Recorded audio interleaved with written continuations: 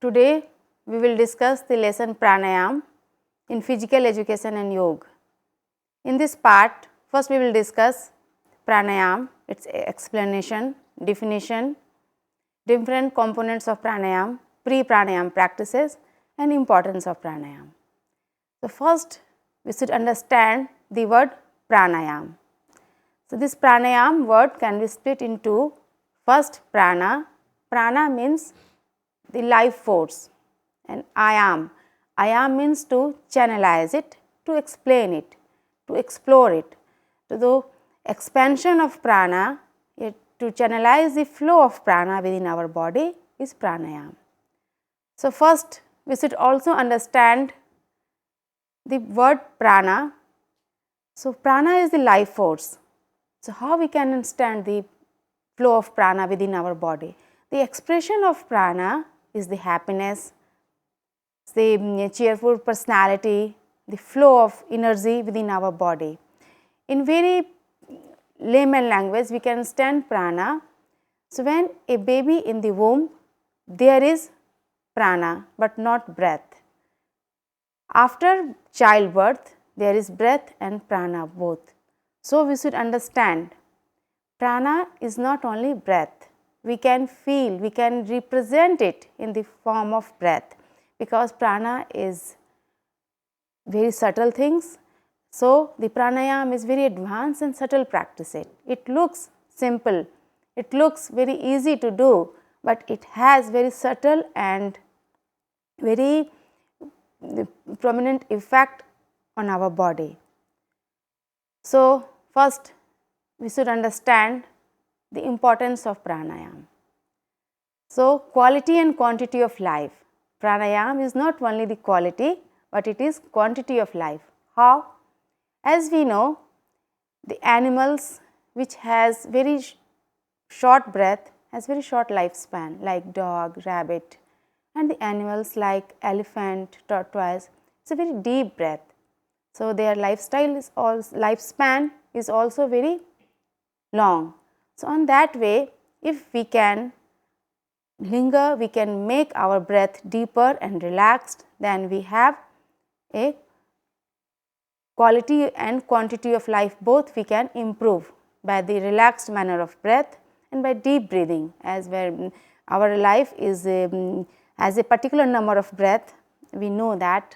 So, to make our breath deeper, we can also improve the quantity of life for health and physical fitness.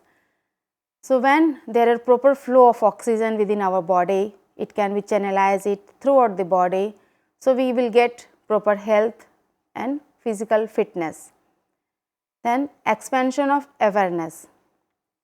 So, only we human being has that quality that we can alter the rhythm of our breath. Our breath are both involuntary and voluntary. Our breath are spontaneous also, and we can alter the breath. Animals, they can't do. So, we have to use this quality in the practice of pranayam. So, if we can improve, we can alter the rhythm of your breath by our conscious control. On that way, we can improve, we can alter the unconscious centers of our brain also. Let us understand once again. Only we human beings have conscious and unconscious breath. All the time we are breathing, we are not aware about it, how we breathe, which muscles we are using, when our breath is fast, when it is slow. So, it depends on our lifestyle, on our mental state, our moods, behavior. All these things are directly proportionate to our breath. So, when our breath is relaxed, deep, so our lifestyle, our mood, temperament, emotional state should be relaxed. So, when we can control our breath, after that pranayam is the preparation for meditation. This is the connecting link between our asanas practices. The practices are physical practices, external practices. So, by the practice of pranayam, we are going to internalize, we have to be aware about the inner self. So, this is the gateway go into deeper, to know the self. So, after pranayam we can do meditation. So, first we should understand the sequence also.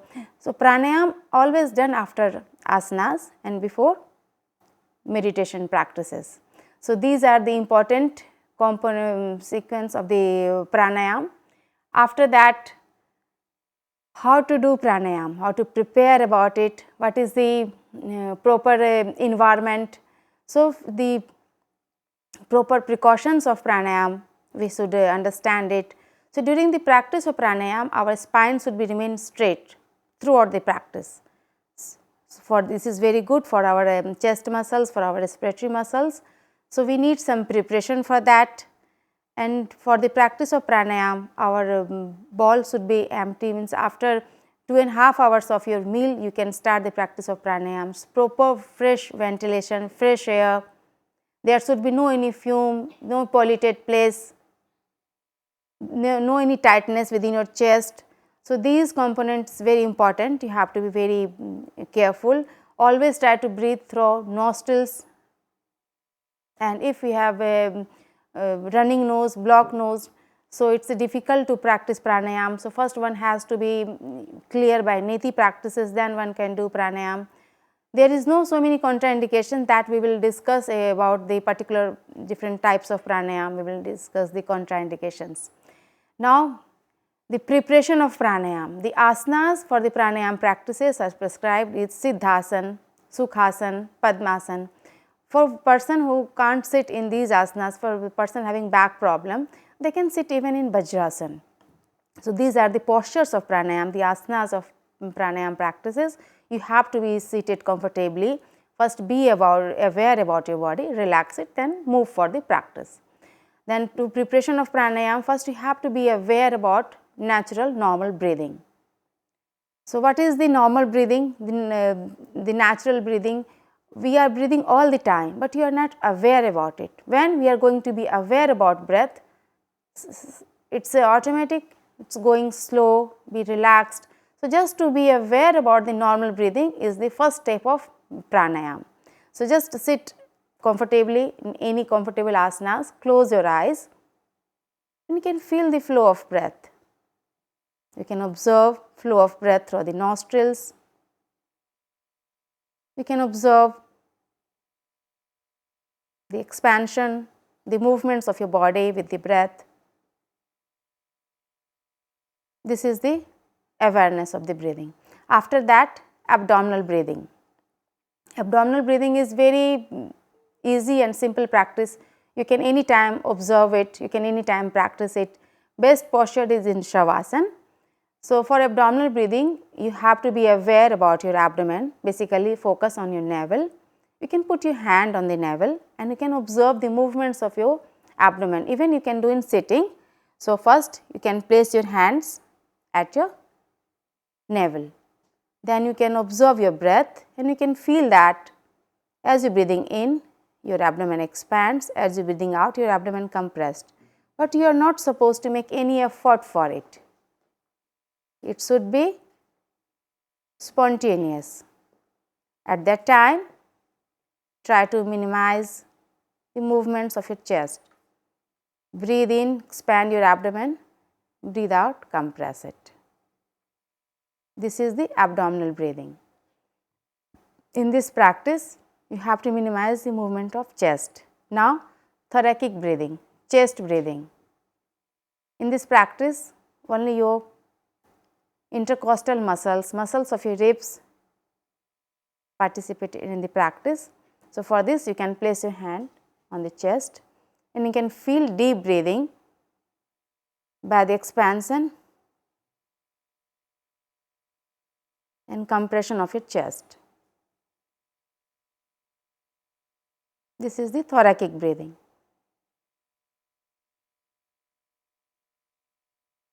So, before pranayam practices, you have to be aware what is the abdominal breathing and what is the thoracic breathing. Otherwise, it is very difficult to understand the practice. In some pranayam, you have to do abdominal breathing only. So, this is very important aspects of pranayam practices. After that, yogic breathing. Yogic breathing is the complete breathing technique. In this, we have to use abdominal and thoracic breathing both. So, in this practice, you have to first observe the expansion of the abdomen, then expansion of chest. After that, first you have to breathe out, chest down, then abdomen down. This is the yogic breathing. Yogic breathing, complete breathing technique, and by this breathing we can correct our breathing pattern. During the pranayam practices, we have to do yogic breathing only.